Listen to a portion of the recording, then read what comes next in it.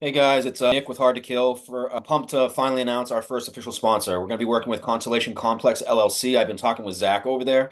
They're over in Arizona right now. They're going to be working in firearms, accessories, attachments, training, individualized training, war belts, pretty much everything you can think of. Warfighters, as of today, they're into it right now.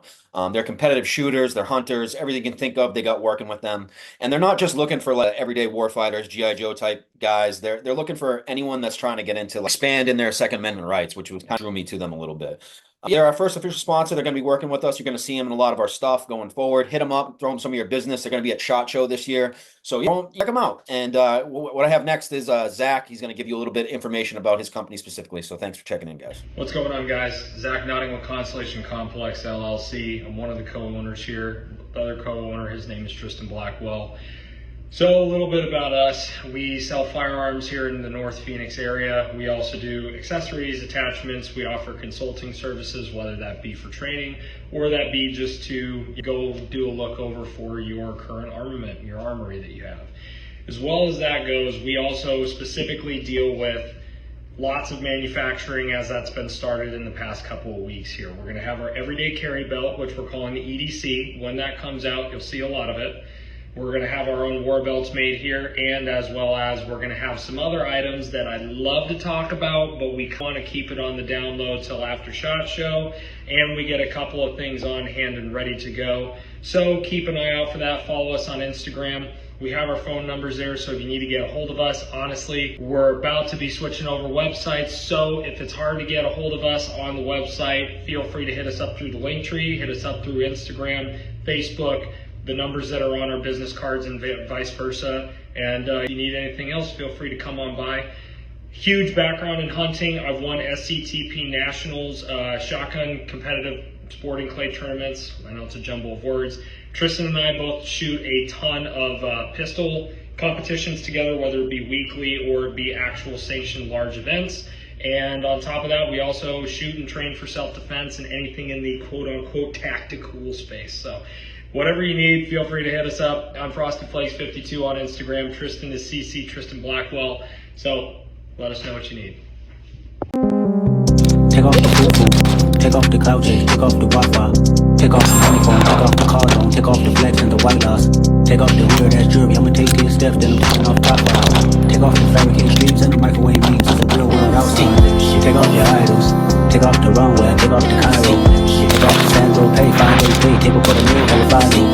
Take off the fuck flag, take off perception, take off the cop with the iPad, take off the unload, take off the unsure, take off the station side, take off the fake team, take off.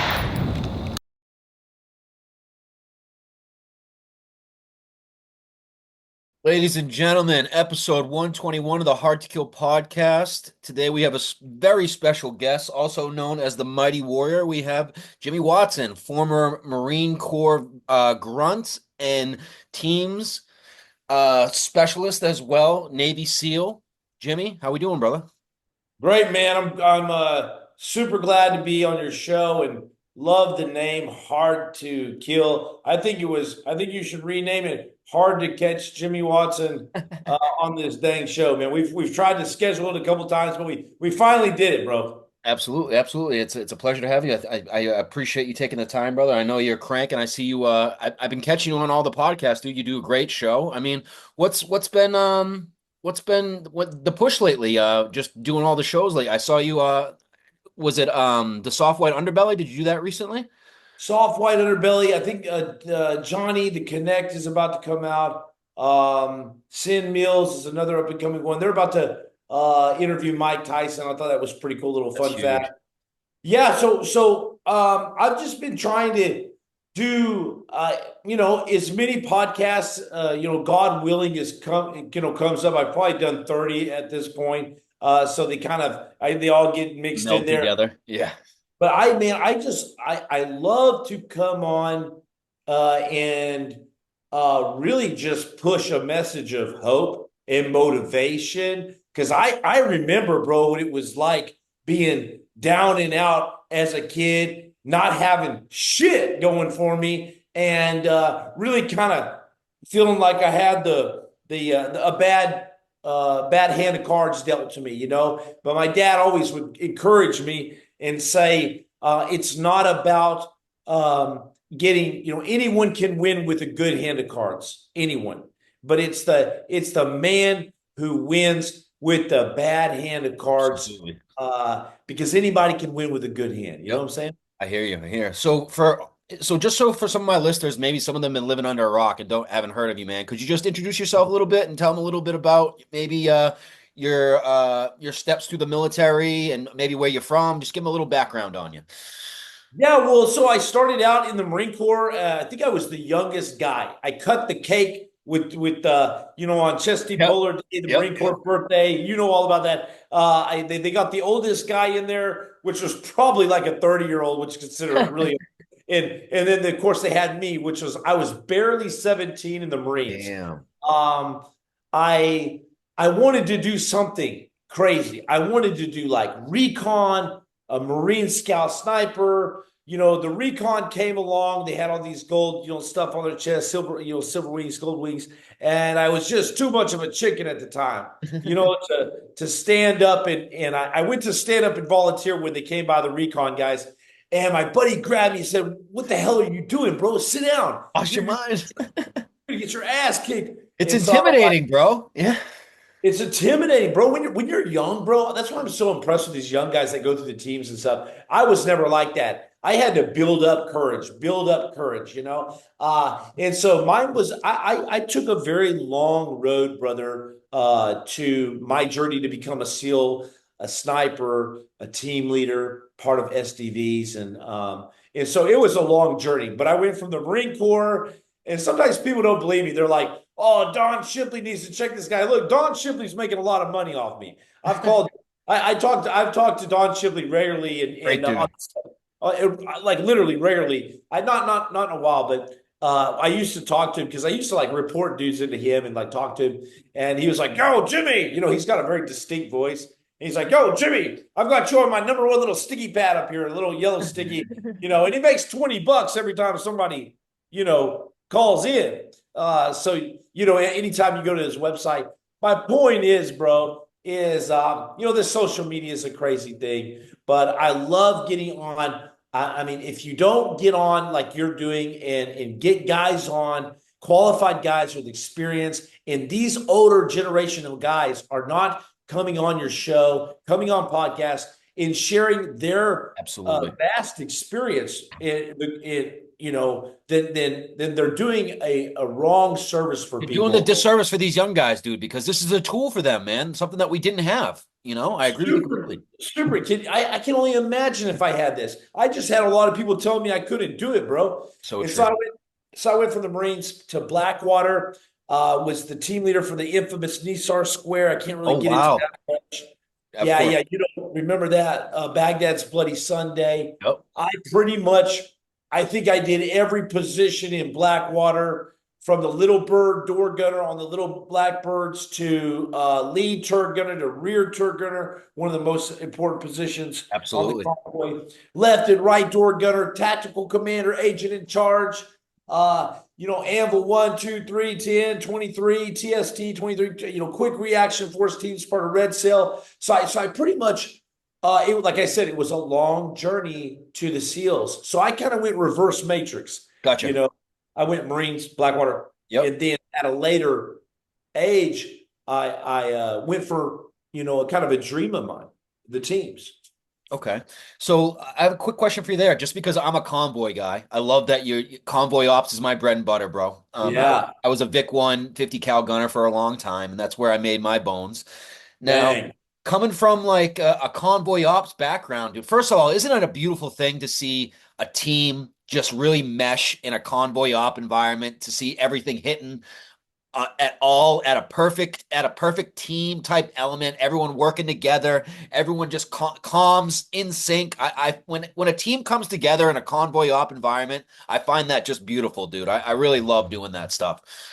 Yeah, everybody has such a specific position, and if they screw up, the convoy just Throws looks off. everything off. Yep. And I loved Blackwater in the convoys because they just had it down like gracefully, like Really? the Black Swan movie. Yeah. Oh yeah, man. The lead drivers. The drivers are so important. Oh, And of so course. so the lead and the rear driver were maneuvering off of the principal vehicle, and they had massive bumpers on there. Sometimes they can open Oh, cars, yeah, and then the turret gunners, as a turret gunner, when we go under a bridge, they would tighten this wire up under these bridge to cut your head off, right? yep, When you're yep, going under the bridge. And so as you're coming up as a lead turret gunner, like with your 240 machine gun, and I remember, all the guys would be going down in front of you like this, they'd go down, and then you would turn around and then come up. So you missed the wire if it was there, right? And then the bridge, going under a bridge, the bridge passes. Now you've got to hit the rear of the bridge, but then you have to turn like this, and the next guy's doing it, and it's like this whack-a-mole situation. yep, So it was a beautiful thing. And then, of course, the rear turret gunner, you've got, he's doing the exact opposite. If they say contact left, the rear turret gunner, he's spitting contact right. So it's kind of confusing. yep. Always covering your basics. Yep, absolutely. Now, coming from a infantry Marine Corps background to Blackwater, bro, how did it compare? Did you like one better, or talk to me about that? Some of the funnest, craziest, wildest times I ever had was in Blackwater, not in the SEALs, not in the Marines necessarily, but was in Blackwater, because it's not like anything else that I could ever imagine. Like, we went there, it was like the Wild Wild West, and you had all these different guys, these different G's. You had like two Ranger second bat guys. You had a Force Recon guy over here. You had a SEAL dress, in a dress with lipstick on over here. No, I'm just kidding. That but you know what I mean. And then you had some Marine Corps infantry guys over here. But everybody was on these teams, and everybody That worked well together, dude. Because thinking about that, I mean, just because I've never experienced that, I would think maybe there would be a clash of heads. But would you say that it worked together just beautifully? Just seeing all that come. It honestly worked absolutely fantastic, and it gave you this mutual respect. You know how there's all this Of course. inner service, Yep, yep. ridiculous SEALs are pussies. Yeah, of Like, course. okay, whatever. And then SF got all this stuff. But I found that there wasn't really any butting heads, because when it's a life and death situation, Absolutely. the boys are going to come together. The Revolutionary War, there was no SF, there was no Marines, there was no, it was just all out. Bunch of guys got together. Real warfare. Yep, absolutely. Facts. Yeah, so I would say it was very interesting, and it was humbling too to see, like, for instance, some of the hardest dudes I ever worked with were the Rangers, the second bad guys. You hear that a lot. I felt like the Rangers were just absolutely squared away. They're like a high functioning Marine. The Marines we get our wings snip, because it's a very, I don't want to say brainwashing, but it's very it's super regimented. Yes. Super. You have to be in line. The Rangers seemed like they were a bit more outside of the box thinking. I can understand that. That kind of gave them the advantage. But Gotcha. man, I've worked with some of the most badass guys I've ever worked with were Marines, Rangers. The SEALs were always a bit prima donna-ish, a little too crazy. Maybe believe in your own hype. You kind of have to when you're part of such a small. Yeah, no, I hear that. I get that. You know what I mean? Yeah. And it does attract the weirdos like me and stuff. I will say one of the reasons why I believe the SEALs have the problems that they do a lot of times is because you got to think about the guys that the SEALs are going to attract. They're guys that are like, dude, I'm going to go for arguably the hardest possible thing I can. Because I'm going to get my respect. A lot of it's daddy issues. A lot of it's validation. Of course. A lot of SEALs, man, I know were unfortunately molested and stuff when they were kids. Like really effed up stuff. And so you got these guys that, man, they're out to prove something. And you basically can kill some of these guys before they'll quit. And so I think a lot of the problems that are rooted here. And then you have this guy, and he's super high functioning. He becomes a badass. He goes through this terrible stuff, and now he gets released out into the wild, off of military. I didn't know what the hell I was going to do outside of the military when I got out. when I retired. And so getting out was How extremely old how long. old were you when you retired, brother? Bro, I was 38 years old, Okay. 30, 37 maybe. Yeah. Okay. So, that's a big topic of mine, man, because I did the same thing, man. When I got out of the military, I was all of a sudden this cowboy, drug dealer, G.I. Joe combination, and I didn't know where my head was going. I didn't know what I wanted to do. I didn't prepare myself for what came. I didn't appreciate what was going to happen when I got out of the military, bro. And it was a very, very humbling and just honestly scary experience, dude, because when you come from that regimented environment where all your boys are, then all of a sudden you're dropped off back to where, you know, it was when you before you got in. It's, sometimes it can really, really fuck some guys up. And I had my problems as well. But maybe talk to us about some adversities you faced when you got out, bro, and how you triumphed through them. Well, I've said this on a couple podcasts, man. I ended up hanging myself in a mental hospital, and it was brutal. It was raw. I fractured my neck, and that was in the Navy. And then I retire out. I get out, and I'm like, and I just, dude, I'm like unraveling. After my little brother died, a lot of the crazy stuff Sorry, happened to me. bro. I end up getting out, bro, and I'm like walking up my steps in my house, and I can hear my knees crunching together, my shoulders shattered, my elbows shattered, my body's in all this pain, and you just start to realize like I was in a couple different wars on a couple different war fronts that we probably should have never been in. I know for sure Baghdad. So you start to go, dude, I've wasted my whole life. Not to cut you off, I need to pause you right there, bro, because that's a huge topic of mine. How that was a very hard thing for me, bro. When I started to really slow down finally, because it wasn't mission after mission, and I started to really self-evaluate and think about why the fuck were we over there? Was I doing the right thing? Was I the bad guy? It's a very it's a scary experience to look at yourself and be like, shit, maybe that what I was doing wasn't the right thing. And we can speculate and all you want about why we were over there and should we be over there or not, but it's something that a true warrior goes through that actually uses his head and thinks about stuff outside the box. And sometimes when you think of that shit, it's really scary to think of, dude. And I can tell that you've been through it too. So please talk about that. Yeah, you just realize, man, you look in the mirror one day and you go, dude, I've been living a lie. I've been living a lie. Like, who am I? What have I become? And my mom always said the greatest prayer you can pray is, oh God, let me not be deceived. Let me not deceive myself. Let me not be deceived. And you feel like you've deceived yourself Yep. and then you feel like you want to lash back at your country and the military for putting you through all this Absolutely. bullshit and then sending you off to wars, bro. Like, I'm sure, like you, man, I saw things that people can't even comprehend. Yes. And that's why a lot of people that talk about, like, they don't, so people just don't know evil. And I've seen pure evil. But then again, I say, well, what would I have done if these guys were in my Exactly. backyard? Exactly. And so I always looked at it as a fair fight between me and the Mujahideen or Yep. insurgents. Right? Yep. I always looked at it as fair. Yep. But you come back and you're like, dude, I don't blame them for hating us. Yeah, exactly. Uh, I And don't then blame people them. hear you say that and they're like, how unpatriotic of you. And it's like, bro, you just don't understand what it is, man.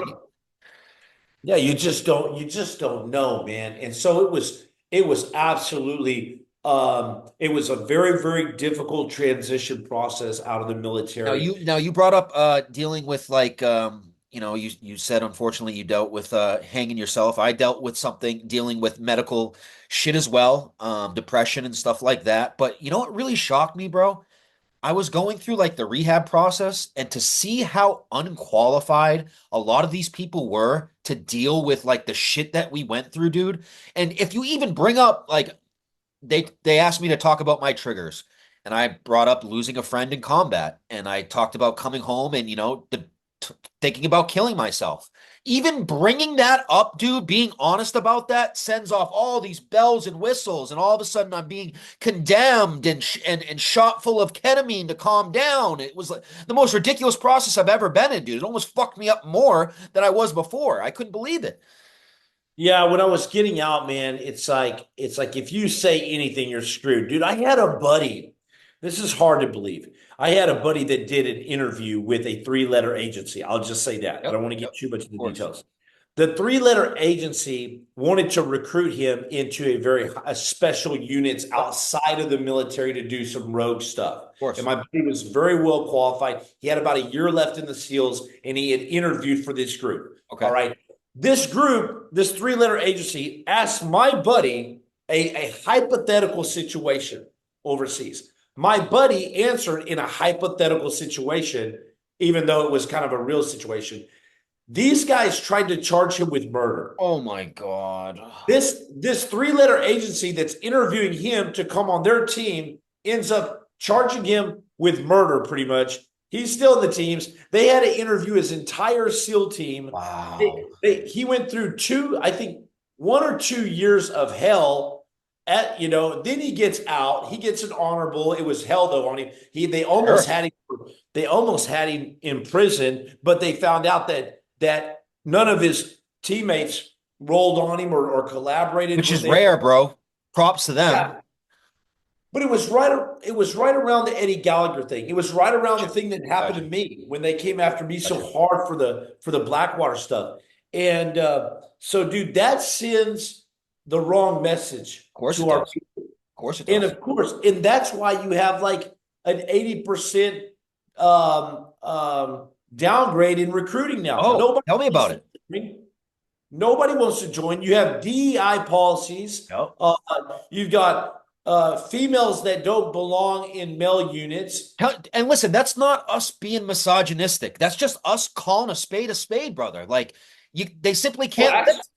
Go ahead, yeah, please. actually, it's actually being a warrior protector of our females. It's like I don't want my sister or my mom to do and go through what I had to go through. Are you Months joking? without showers, like all that shit, dude. Like that's not just not for them. Their body's not made There's for that. no, and there's team guys that break their necks. Like you're just when they've got strong necks under certain pressures. And I've spoke on that at length, and pretty much people agree. Most people agree with this. And when you look at the studies from the Marine Corps did a co-ed study where they Oh, put yes, I saw females that. in the Yep. male units, and they've proven it is a disaster. 25% less accurate. I can see that definitely. So, okay, so what do you think about today, man? I mean, as a veteran, as someone that's, been overseas, dude, we're on three different fronts right now. We got a proxy war going in Ukraine, Israel and Palestine, who knows what's going on? Who knows what's happening in Syria? I mean, what's going on? It just, and not only that, what's happening on our home turf, dude? We got the southern border is a mess. I mean, I'm not someone that's more right wing than left. I mean, I tend to be more right than left as of lately, but I mean, if you're not, I don't know what to tell you. Um, but yeah, what do you think about the world today, man? What's going on according to you? Where are we at? According to Jimmy, we are on the brink of a thermonuclear intercontinental ballistic Facts. war with Russia. Yes. And people that laugh at that, it's like you're not going to be laughing a couple years from now when Why there's are we poking Putin, bro? why look why would like Sun Tzu? I always say this: never corner your enemy without an escape. Yes. We've cornered our enemy without an escape. If you do that, then he's going to fight like a tiger. He's a corner tiger now. He's going to fight. Dude, you cage an animal, you're not getting out of it without being mauled. You're going to be He's scratching. older. There's rumors he's sick. You know what I mean? Like, And you think and he's not going to leave a legacy behind that's what I mean. a failure. People say he's getting his ass kicked. Well, it's because you keep on watching the same algorithm of Ukraine YouTube videos of the Russians getting destroyed. That's not true. They had 15,000 Ukrainian soldiers die last week, 2 weeks ago. Bad. In 1 week, bro. We're talking about like 15,000 Ukrainian soldiers. Absurd. And we're causing the war in Ukraine. I always say this. The monster you feed will always get bigger. Yes. So we're feeding Ukraine billions and billions of dollars, while Trump was scoffed at for a 10 billion wall, a Like 10 billion what? dollar wall. And I've heard this said multiple times, and I don't think Americans really are hearing it. Like that those billions of dollars that we're shelling out of our taxpayers' dollars are going to support a proxy war against Russia. They just approved ballistic missiles, long-range missiles. You know what I mean? Like money that It's should be going down to North Carolina for this hurricane is getting expunged out into Europe right now. It's absurd. And I don't think people really are hearing it. And it's driving me nuts, man. But I mean, well, the on a fact that go the ahead. fact that they could close the border in 24 hours, but they're not doing it. The fact that 80% of those millions and millions that are coming over the border are Chinese military military males. from the top 20 countries that hate America, Yeah, and exactly. they don't know freedom. They're not coming to experience freedom. Why would you leave your country if Exactly. you know and meanwhile the crime rate is going down into the other countries and it's raising in America. I think without drastic change, and I'm trying not to think of this from a half glass half empty type of guy, but I think from a military standpoint, from a political standpoint, you name it, I think we are in big trouble. And I think that people need to prepare themselves to protect their families. I agree. Everything else. Well, Jimmy, do me a favor. You're from the veteran demographic. A lot of us have the same mindset as you. Like, why should we vote? They haven't voted for so long because they know the system's corrupt. What is it going to do? Talk to the vets right now and maybe tell them what you think they should be doing going into this election this time. Bro, I'll tell you the truth. 15 years ago, I experienced a very corrupt DOJ, Department of Justice. I experienced the lies. I experienced them writing letters to my command, saying things that I never said on the stand when they could have. It's some very jacked up stuff. Okay, I'm Yep. not a choir boy. I'm not. I've done bad things. I have regret. I have shame. All right, but my experience, I was this close to leaving the country. I got arrested by 15 FBI agents, thrown in prison, federal penitentiary, went to on house arrest. My point is, man, I'm glad I was wrangled in. We need Americans, real true patriots like you and me, like everybody watching right now. If these words resound to you, we need guys to stay where they are and stand up at such a time as Yes. this. We need guys to stand up with their voice. There's many ways to stand up and take action, but leaving and running away like I did from the country is the wrong answer. As much as I would love to skedaddle out of America and just say good riddance. Yeah, exactly. My dad's even told me to do that before, just like forget it all, Jimmy. You don't know. I don't know nobody, nothing. I don't know the SEAL teams. I don't know nobody, bro. But I do owe my country that patriotism to stay and do as much as I can, man, to help our fellow countrymen out. And it's really sad situation right now. It really is. It really is. And I see that you came a long way, man. You look healthy. You look like you're doing your thing. I mean, you told me that you have something that you've been pushing lately. Why don't you talk a little bit about it? Bro, I'm always pushing them peptides. I'm always pushing that. But look, I'm 43 years old. The FBI took several years off, maybe 15, according to my wife. But man, I feel good. I feel better than I ever have. Cognitive clarity, sliced and diced. So Yeah. I love speaking about peptides. I love my touch point nation. We got men because I don't know nothing about women, so we got men congregating from all around the nation, all around even Canada, Australia, coming into my warrior tribe. Would love for anybody out there. All you got to do is come to my Instagram at Mighty Warrior 24 and fill out the form or jimmywatson.co. You can just fill out the form there, and I'll call you literally personally. When I work down the list, I try to call every single guy personally and talk to him and help him out. And if you don't join, I'll just try to steer you the best I can with my experiences. Outstanding. Love to hear that. Now I brought up earlier a little bit about Ukraine and Russia. Now you're a ground pounder by trade. Yep. What are some things, maybe speak to some of the fellow, the young ground pounders out there right now. What should they be paying attention to, brother? Warfare is evolving. You can see that, man. You've been seeing the videos. Look how they're utilizing drones. What do you think some of these ground pounders should be paying attention to right now? Talk to them. What do I think some of these ground powders in Ukraine should be? No, just maybe some guys in line companies right now, in the Marines, in the Army, seeing what's going on over there and maybe what's to come for them, you know?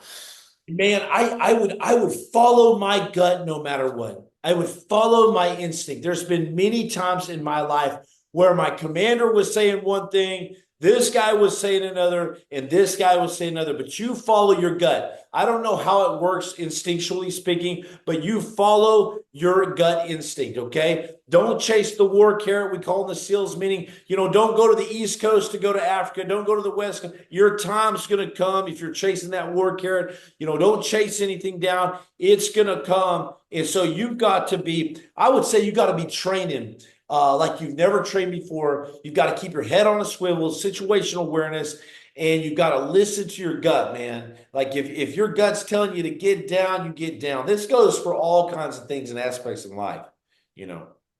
Okay. I hear you there. Now, ever since I've been out, man, I have a lot of friends that are getting out right now, and they're jumping on gigs, man. A lot of private contracting going on right now. I've done some. I know you've done some as well. What are some recommendations you have to maybe some veterans that are getting out of the military right now and jumping into gigs and getting into some private contracting? What's some things they should be aware of?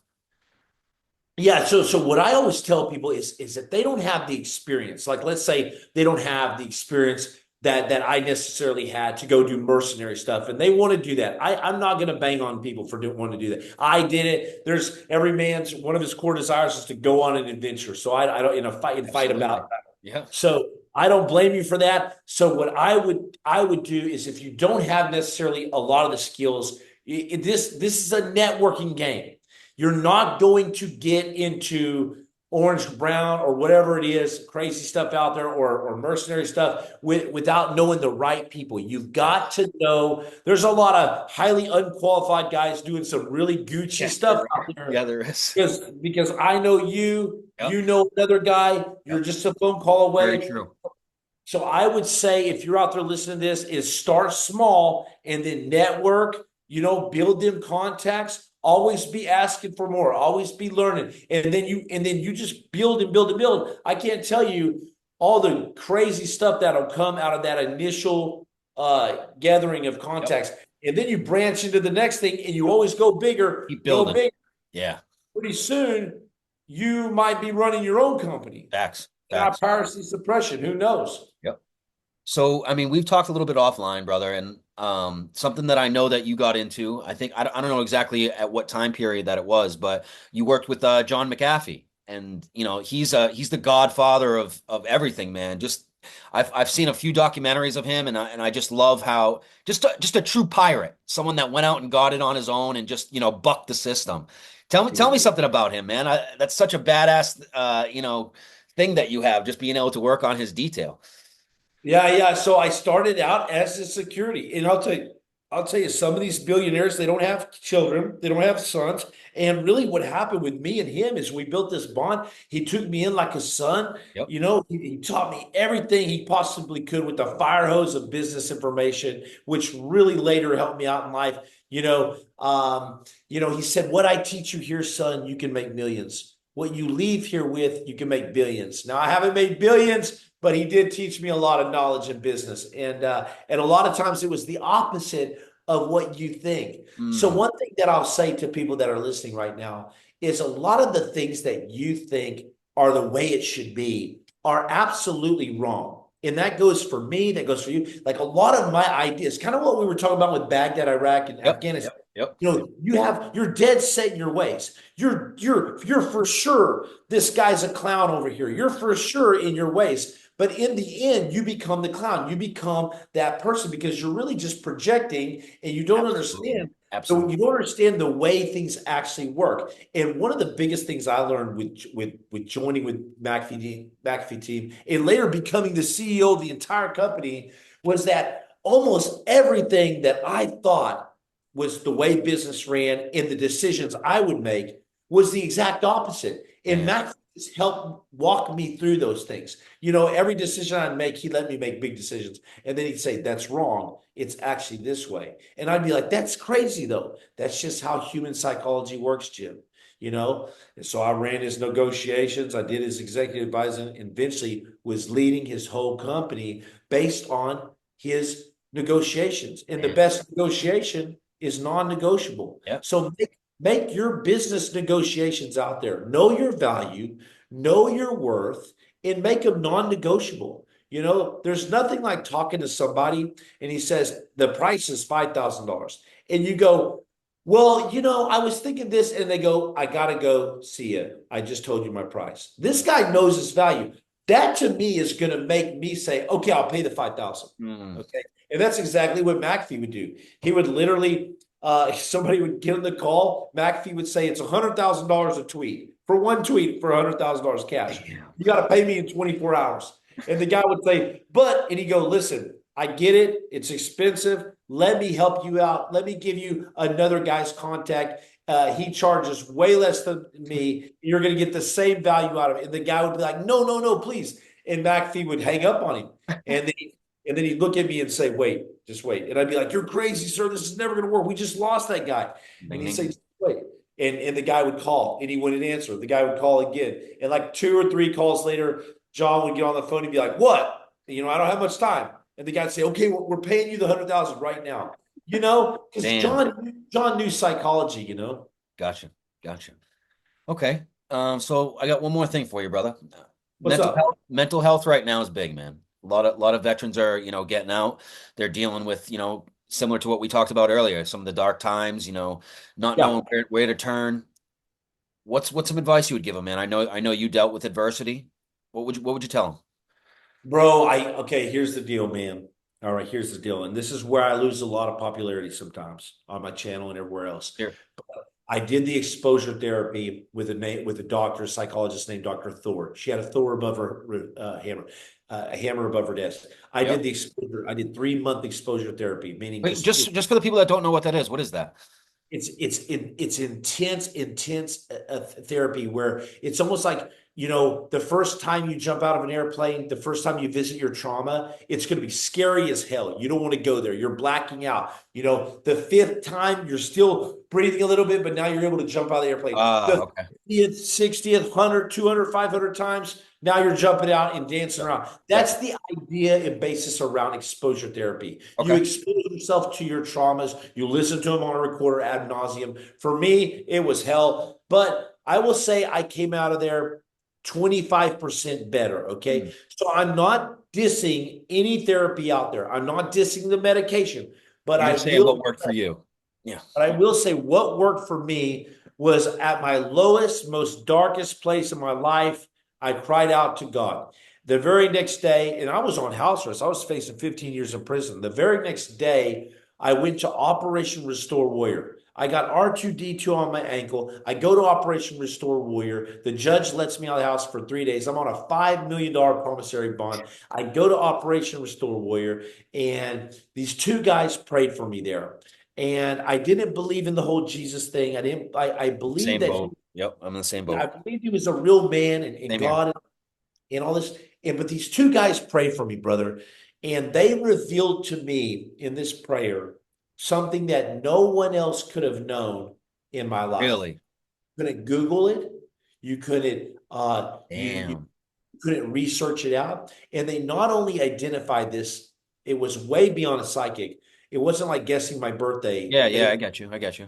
They actually literally went back in time to the house that I was in, the armory with the weapons, the jacuzzi, every floor in the room. They got the details. The details, bro.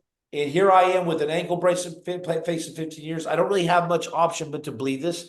And so I'm sitting in front of these 2 guys, and they're revealing all this information. And finally, they told me about a path that only I knew about, that only I would walk down in night. And during my time on this path, and this is for anybody out there, maybe one person out there is listening to this. Yep. Maybe a million. But my point is they told me about a path that I would walk down by myself and cry out to God. when they, and I almost cry right now, when they identified that path to me, it it it made me realize that there was a God. There Damn. was a man named Jesus, and he was walking with me down that path. There is no way these two men could have ever known about this dark path and about me crying out on this path. There's Damn. no way. Once they said this and revealed this to me, something that had happened about 4 or 5 years earlier from the Yep. house, and I was a lost ship of the night. Once they revealed that to me, I just bawled like a baby. Snot came out everywhere. Oh, I've been there. I've been there. I looked so bad, so ridiculous because I had to come meet with Jesus. We call him the seals. I had to come to a reckoning in my life that my life was a disaster, and Yep. I was going to prison, and my life was over, You were and real with yourself. Yeah.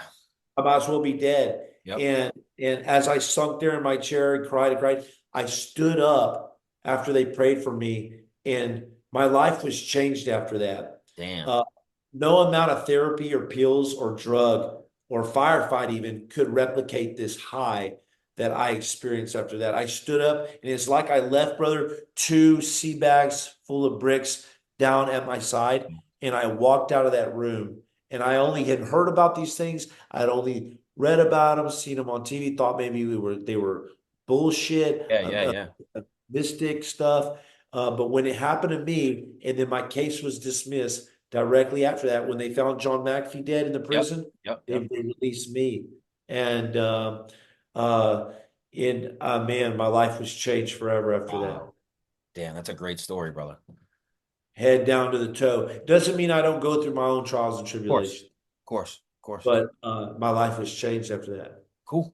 Well, hey, that's all. Once again, I thank you for taking the time, brother. You want to just drop your tags where everybody can find you? Yeah, man. So jimmywatson.co. Please do me a favor, fill out that form, and I will literally call you, man. We call every single guy, me personally. At Mighty Warrior 2024 on TikTok. We almost got 1 million followers right now. I Oh really yeah. appreciate everybody. Mighty Warrior 24 on Instagram. And I really just appreciate you having me on this show, It man. was a pleasure, man. It was a pleasure. You take care of yourself and Semper Fi, brother. Semper Fi, brother. Thank you, man.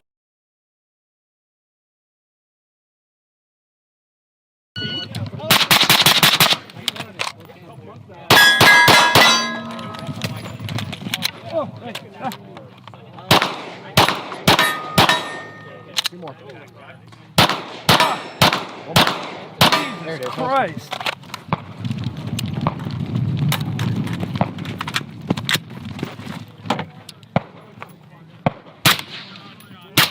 Hit. Hit. Oh. Yep. Yeah. Left. Hit. New position. Oh my God. Hit. Left.